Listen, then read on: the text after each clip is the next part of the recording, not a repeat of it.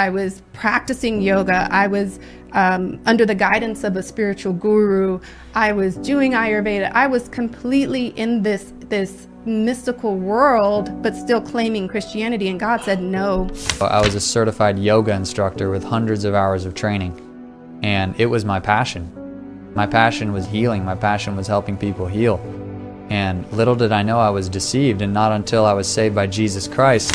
Our world has been deceived for so long, for many years. This is the reason you find that the people who are trying to get cured of a certain condition, but the treatment perpetuates the condition, and they don't know it.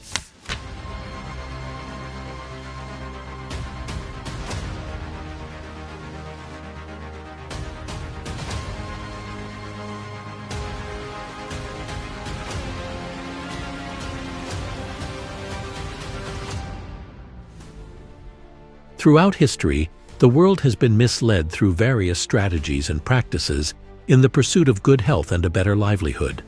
Among these is yoga, a widely recommended exercise.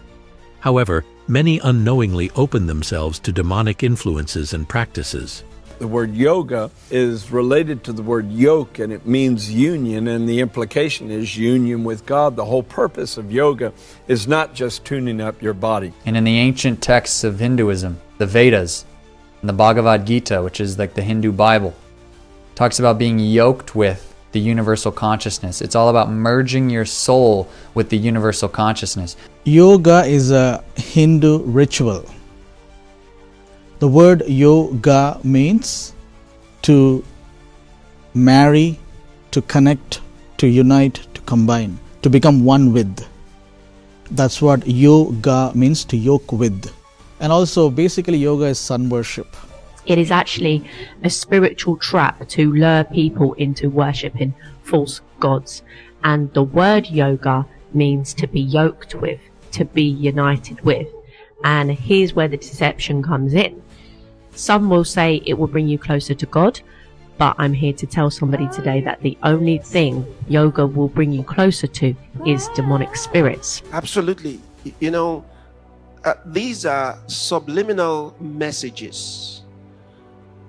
So they've got to go through a certain religious inclination to give us some exercise. Here's where you have to be wise as a child of God.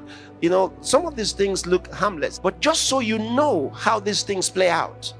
So they hijack the exercises, call them yoga, and yoga has a connotation to a certain religious background. Well, first of all, this is idolatry, because those religions are pagan. They worship many gods. And we know there's only one God. So who are they actually worshiping? They're worshiping demons. This is the biggest sin of the Old Testament, and I would say of the New Testament. When did God get really fired up at his people? When they worship false gods. You can't separate yoga and Hinduism. You can't separate, yeah. So which means then that whether intend to or otherwise, you've got Christians practicing Eastern mysticism. Yeah. What we would call Hindu worship.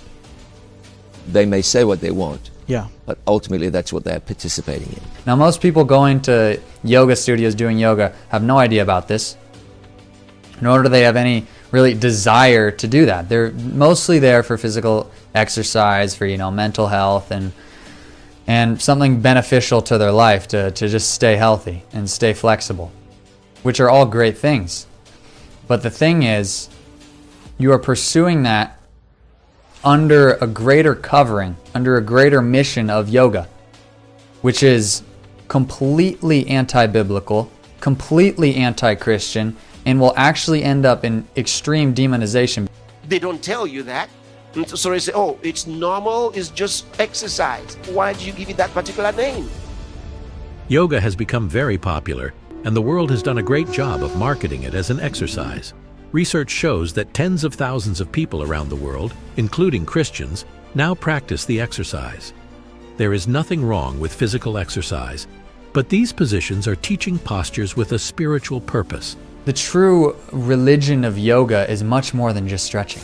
So when you're doing these poses, those particular poses, and they're not ordinary poses, they're very odd and distinct. That's like sending up a bat signal to get Batman to come visit you, except it's going to be a demon that's associated with that pose. When they make those poses, they're invoking that particular demon that goes with that pose. That's what the poses were curated for.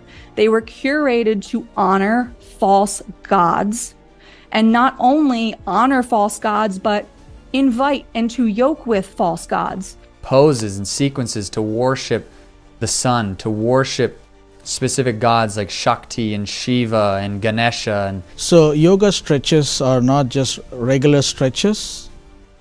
The stretch in yoga, each stretch has a meaning to it. So for example, there's a pose called warrior pose, warrior 1, 2, and 3. Okay. So in the warrior pose, the person stretches in certain angles. What they're doing is basically they are doing the act of beheading, which happens in Hindu mythology. That's one example. Okay. So the stretches have meaning, and the stretches have to be done in a certain sequence. You can't change the sequence. They have to be done in a certain sequential order in order to play out the Hindu story or the Hindu mythology. So yoga stretching is a Hindu ritual. It is a physical expression of worship. You can never separate yoga from Hinduism. It's not possible. The roots of yoga are intrinsically pagan. You can't go to a yoga class without having Hindu gods and goddesses all over the walls, without seeing a tarot deck in the corner, without a crystal here, a salt lamp there. Like it's riddle. It's like a demon cave every time you go into a yoga studio. Yoga is widely practiced for relaxation, stress relief, and physical exercise. However, many, including Christians, adopt it without considering its origins. That's where you start. You start with the beginning. Read the history of it. Who were they? What were they like? What were their pursuits? What were their motivations? Then you would know. That'll be easy for you to project their direction, where they're going, what they want to do. From the very beginning, it was a fraud. Yoga's roots trace back thousands of years in ancient India. Originally, it was a spiritual practice focused on meditation. It is not known when the tradition of yoga came into existence, but on the basis of Sankhya philosophy, Patanjali compiled the sutras with precise classifications, sequences, and logic. Ancient Indians had applied a unique technique for seeking knowledge. Here, the experimentation, testing, and observation were not performed externally, but inside the human body and mind. The process of concentrating the Chitta consciousness is yoga. Therefore, yoga in India left its mark on many philosophies, arts, and sciences. According to Hindu philosophy, the source of yoga is Shiva, but the main guru or the founder also, some people say father, some people say is the serpent. And the serpent, according to Hindu teachings, mythology, serpent took the form of a human being, and he wrote 195 aphorisms, means wise sayings.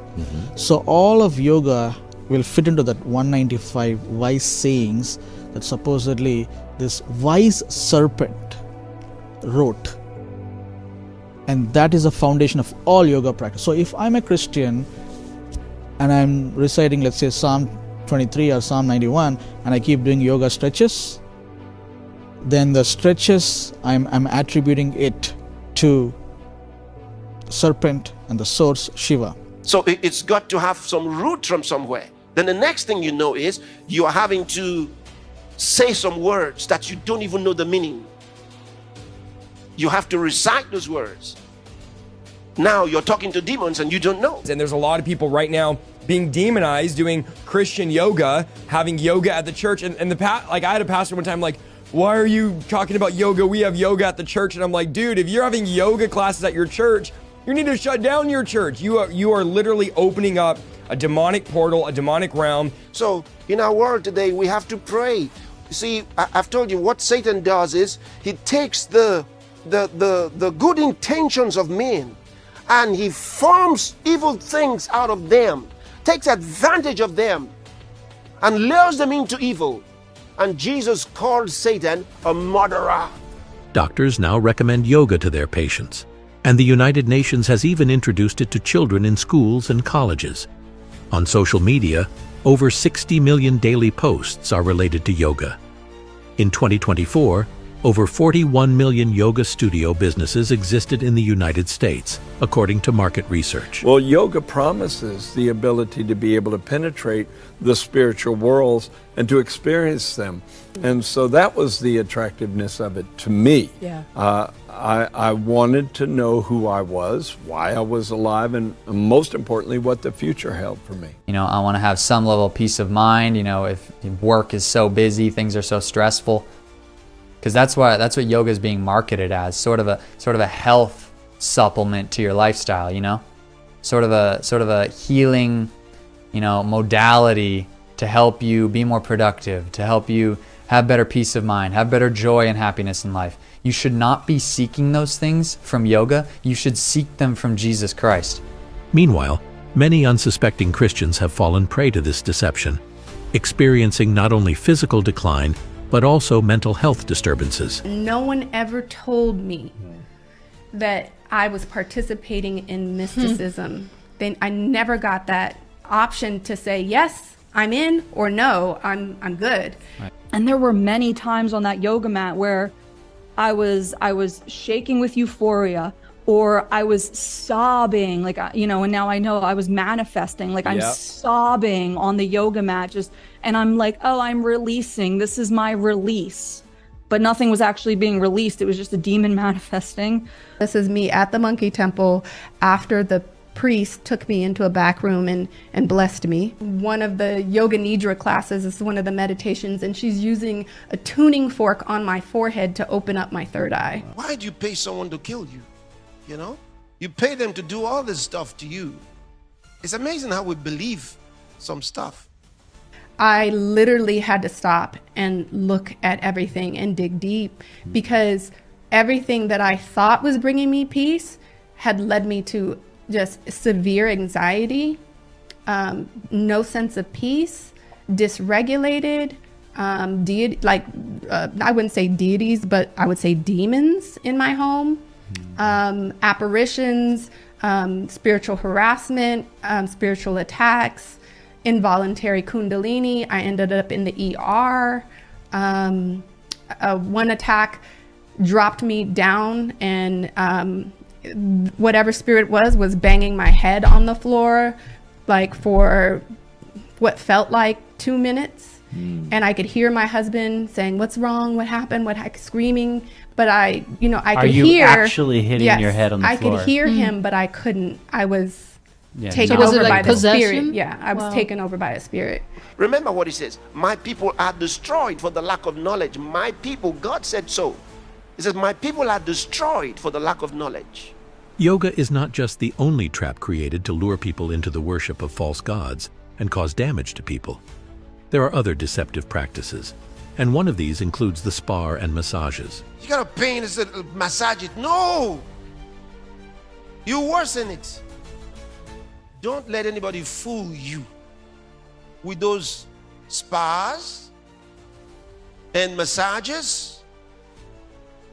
Don't let them fool you. That is dangerous to health. A lot of people don't know where their pains came from.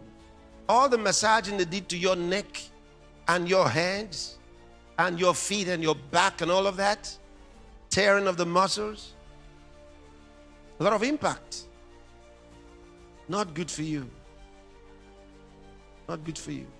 At the moment, you feel it. It's like it's nice. At the moment.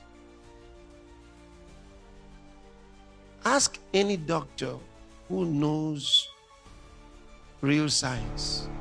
He'll tell you that what I just told you is true. We're talking about massages. They feel great when you're getting them, but do they work? And most importantly, are they really good for you? Everybody's going to get some relief in stress reduction and in pain relief, of course. Dr. Shane McGee, a doctor of internal medicine at the Kelsey-Seybold Clinic, says the biggest benefits are for stress relief and pain control. Massage therapy reduces inflammation to the body, helping to control pain. But Dr. McGee says that is short-lived. We see a change in hormones. Your body produces different hormones in response to massage. We see blood flow, which is probably the most obvious one, I guess, when you're hammering out a muscle or a knot. Massage really helps in the short-term pain for sure. Chronic pain, it can help. If you have an infection, whether it be skin or in general, you should probably stay away. If you have this, all of a sudden, this acute pain which came up out of nowhere, that's not going to be the type of pain massage is really good for. Some side effects? Injuries. The most common injury is bruising from massages. Also, fractures. Those can occur in the ribs.